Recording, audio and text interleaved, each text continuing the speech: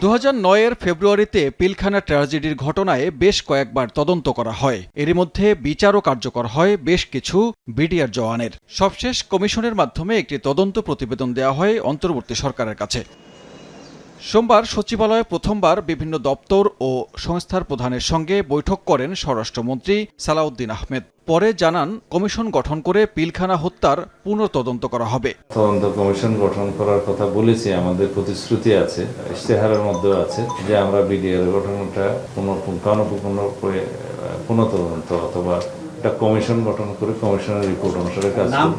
সেটার জন্য আমরা ন্যায় বিচার প্রতিষ্ঠার জন্য প্রতিশ্রুতিবদ্ধ। অভ্যুত্থানের পর থেকে অন্তর্বর্তী সরকারের পুরোটা সময় আতঙ্কের নাম মব।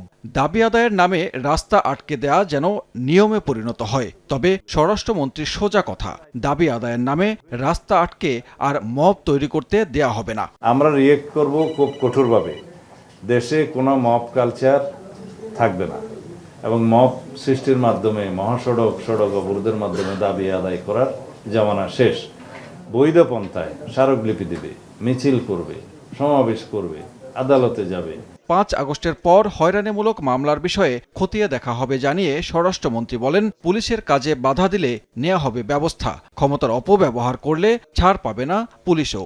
শিগগিরই 2700 কনস্টেবল নিয়োগ দেওয়া হবে জানিয়ে মন্ত্রী বলেন, লটারি নয়, পুলিশের রদবদল হবে যোগ্যতা ও প্রয়োজনের ভিত্তিতে। পুলিশের সব পর্যায়ে আমাদের জনবলের অভাব আছে। 2701 জন কনস্টেবলের পদ খালি আছে, সেটা জরুরি ভিত্তিতে নিয়োগের জন্য আগের বিদ্যমান প্রক্রিয়ায় আমরা নির্দেশ দিয়েছি।